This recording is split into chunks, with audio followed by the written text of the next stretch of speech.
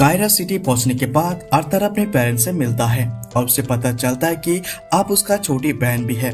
उसका नाम एलेनर है और एलिस और रेनल्ड उसे सालों से आर्थर की स्टोरीज सुना रहे होते हैं, तो उसे उस मिलने के लिए काफी ज्यादा एक्साइट होता है। सब घर के अंदर जाता है और एलिस तुरंत ही आर्थर से पूछता है कि क्या वो ठीक है। लास्ट टाइम जब उसने कॉल किया था आर्थर ने कहा था कि वो बीमार है, तो एलिस जानना चाहती थी कि क्या वो ठीक है। आर्थर उससे बताता है कि वो बिल्कुल ठीक है और उसे उसकी चिंता करने की कोई भी जरूरत नहीं है, लेकिन उसके पास बताने के लिए काफी कुछ होता है। तो आर्थर उन्हें बताता है कि उसका अलग होने के बाद उसके साथ क्या हुआ था, लेकिन वो सिल्विया और उसके बीस्ट विल का जिक्र नहीं करता।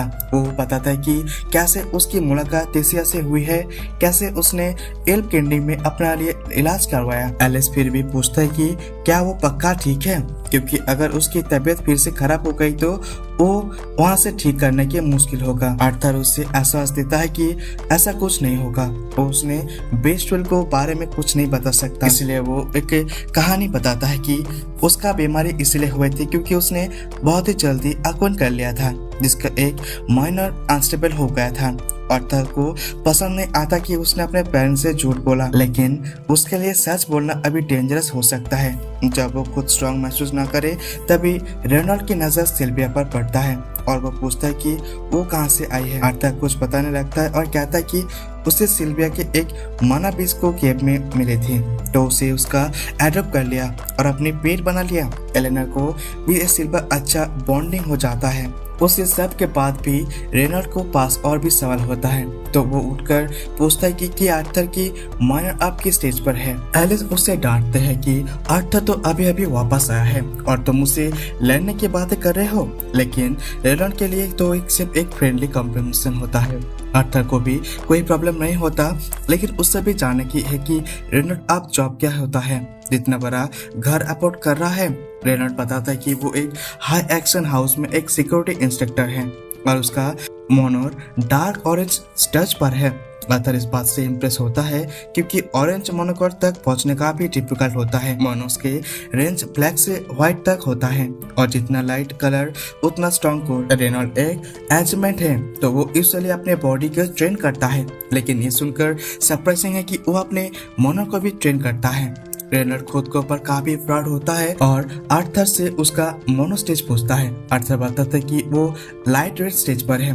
रेनॉल्ड गुस्सा हो जाता है कि आर्थर ऑलमोस्ट उसके लेवल पर आ गया है, लेकिन उसका याद नहीं आ रहा था कि एलेनर भी रूम में भी है। अब वो छोटी सी बच्ची भी एक बॉम्ब गिराने लगता है। रेनॉल्ड को अब भी यकीन नहीं हो रहा था कि आर्थर एक ब्रेक थ्रू के बाद उसे क्रॉस कर देगा और वो ऐसे हार नहीं मान सकता, तो वो आर्थर को गार्डन में एक स्प्रिंग मैच के लिए चैलेंज करता है। आर्थर मान जाता है, लेकिन मैच स्टार्ट होने से पहले ही लिविंग रूम का डोर खुलता है और वहाँ पर वाइंसेंट अंदर आता है पूछने के लिए कि क्या रेनॉल्ड का बेटा वापस आया है। रेनॉल्ड का इंट्रोडक्शन आर्थर से करता है। विंसेंट हाई जो एक्शन हाउस का मालिक है, जो रेनॉल्ड को काम करता है, बेसिकली उसका बॉस। विंसेंट का और उसके वाइफ तबियत तो दोनों आर्थर के बिल्कुल खुश होता है क्योंकि उन्हें उसके बारे में बात सुना था। आर्थर पोलाइटली उससे मिलता है और वाइंसेंट को भी हैरानी होता है आर्थर इतना तमीज़दार कैसे है, ये सब तो उसे रेनॉल्ड से नहीं सीखा होगा। आगे बढ़ता है तो विंसेंट और तबियत उसके आर्थर को अपनी बेटी लीला से मिलवाता है। पहले तो लीला थोड़ी सी शाय होता है, लेकिन जैसे उसकी नजर सिल्वी पर पड़ता है वो तुरंत उससे प्यार कर बैठती है। वो आर्थर से पूछते कि क्या वो सिल्वी को टच कर सकता है। आर्थर हाँ कहता है और लीला से उससे कडल करने का शुरू कर देता है। तब तक रेनॉल्ड आर्थर को बताता है कि ये घर टेक्निकली बहन का है, तो कुछ तोड़फोड़ होने से पहले ही उनका परमिशन लेना जरूरी है। विंसेंट थोड़ा टेंशन में आता है और जब उसे पता चलता है कि आर्थर और रेनॉल्ड गार्डन में स्पेयर करने वाला है, तो वो और भी ज्यादा वर्ड हो जाता है। सब बाहर आ जाता है मैच देखने के लिए, लेकिन बेन अभी भी कॉन्फ्यूज्ड होता है। आर्थर वाकई भी इतना स्ट्रांग हो गया है। उसे लगता है कि आर्थर की एज के हिसाब से लाइट कोड इम्पॉसिबल है, लेकिन एलिस बताता है कि आर्थर बचपन से ही एक्स्ट्रा ऑर्डिनरी है और वैसे भी उसके पास झूठ बोलने की कोई रीजन नहीं है। तो तबीता भैसन से कहता है कि बस बैठो और मैच एंजॉय करो। असलियत में आर्थर तो कब का ऑरेंज स्कोर अचीव कर सकता था, लेकिन जब वो पीस्टविल का साथ ट्रेनिंग कर रहा था तो उसे मोनो ट्रेनिंग करने की परमिशन नहीं थी। फिर भी उसके पास और भी काफी पावरफुल ट्रिक है जो भी दिखाना चाहता है। मैच स्टार्ट होता है और आर्थर और रेनॉल्ड्स वो एक्सचेंज करता है। रेनॉल्ड को आर्थर की स्ट्रेंथ को देखकर काफी शौक होता है, लेकिन स्ट्रेंथ में वो अभी भी आर्थर से ज्यादा पावरफुल है। एक पॉइंट पर डिस्टेंस क्रिएट हो जाता है। रेनॉल्ड कहता है कि मैच को नेक्स्ट लेवल पर लाया जाए, तो वो अपनी हाथ में फ्लेम्स चलाने लगता है और कहता है कि आर्थर आप भी बैकआउट कर सकता है। इसे दुनिया के सारे मैचेस किसी न किसी एलिमेंट माना के साथ कंपेटेबल होता है। कॉन्जर तो एलिमेंट इजीली कंट्रोल कर सकता है, लेकिन एग्रीमेंट के लिए ये मुश्किल होता है। लेकिन एक लेवल के बाद एग्रीमेंट भी अपना कंपेटेबल एलिमेंट पहचान कर उसे अपने बॉडी के अटैक ट्रांसफर करने के लिए यूज कर सकता है। फायर मैजिक से इम्बल होने के बाद रेनॉल्ड और भी ज्यादा थक हो जाता है। आर्थर भी डिसाइड करता है कि अब फुल पावर से लड़ता है। वो माना अपने आर्म्स में चैनल करता है। दोनों फिर से टकराता है और इसी बात को वो काफी इवेंटली मैजिक लगता है, लेकिन फिर भी रेनॉल्ड की फोर्स से आर्थर पीछे गिर जाता है। आर्थर के पास के लाइफ को नॉलेज उसका ट्रेनिंग में काफी हेल्पफुल हो रहा था। बेरन के साथ ट्रेनिंग करते वक्त उसने फायर मैजिक पूरी तरह से मास्टर कर लिया था, इसलिए बेरन ने उसे सजेस्ट किया था कि वो अब रेगुलर फायर से आगे का ट्रेनिंग कर सकता है। यह उस ट्रेनिंग का रिजल्ट था। आर्थर दोबारा अपने हाथों में मना इकट्ठा करता है, लेकिन इस बार उसके आसपास भी बिजली चमकने लगता है। आर्थर लाइटिंग भी जनरेट कर रहा होता है। रेनॉल्ड को यकीन नहीं होता कि आर्थर वाकई फायर मैजिक का एडवांस फॉर्म उसके यूज कर सकता है, लेकिन आर्थर भी रोकने वाला नहीं था। लाइटिंग के साथ साथ वो फोर्टन्स पानी को कंट्रोल कर सकता है और उसे रेनॉल्ड पर पीछे से अटैक करता है। रेनॉल्ड अटैक को ब्लॉक कर लेता है, लेकिन वो शॉक में होता है कि ये देखकर कि आर्थर फायर और वाटर दोनों एलिमेंट का यूज कर सकता है। वो अपनी बेटे पर फर्क महसूस करता है, इसलिए वो आर्थर से गले लगता है और पूछता है कि उसने ये सब कैसे सीखा और उसके आसपास भी इंटरेस्टिंग ट्रिक्स है।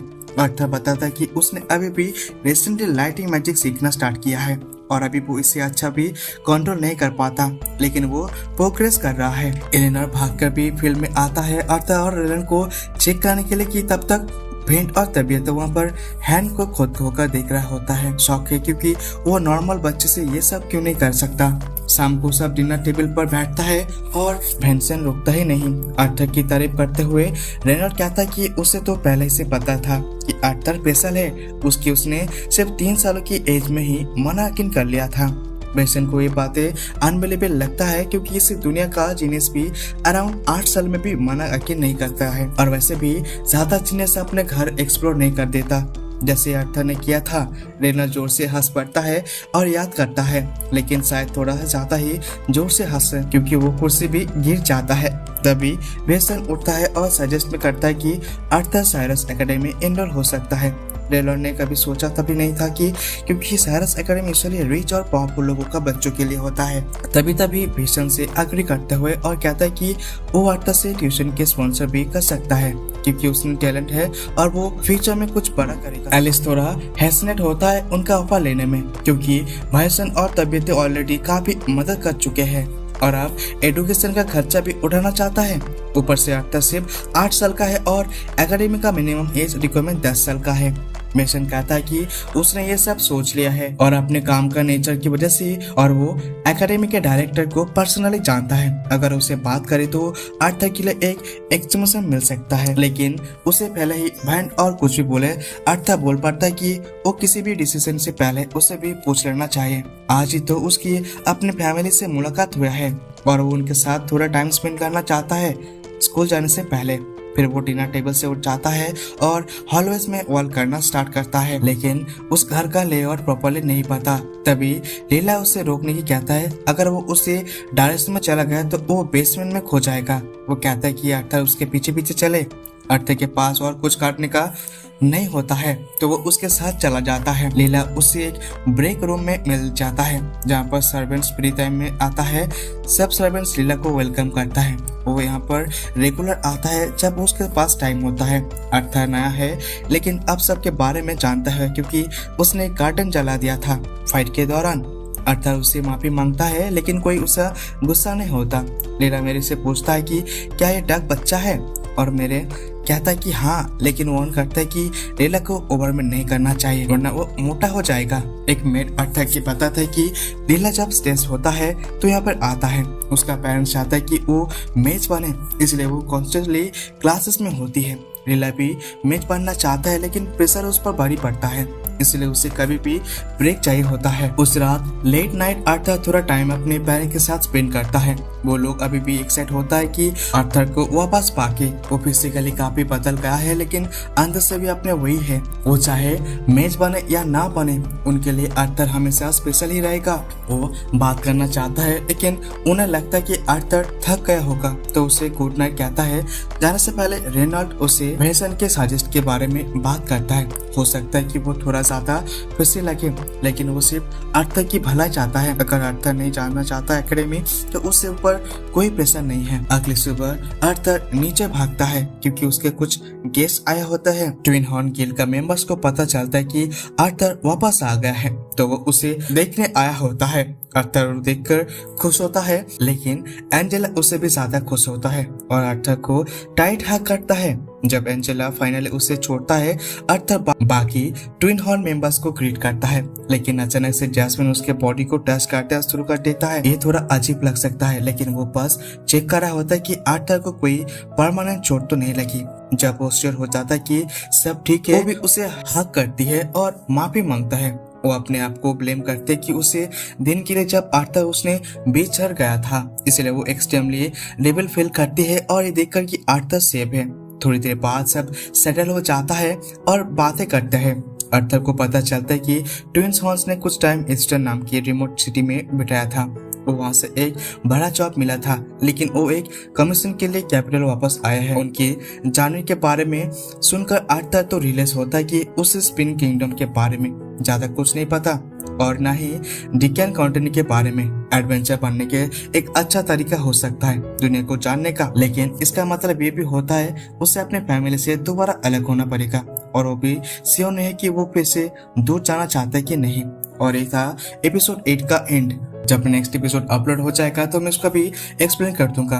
तो आगे क्या होता है जानने के लिए आपको चैनल को सब्सक्राइब करना पड़ेगा और बेल आइकन को प्रेस कर देना।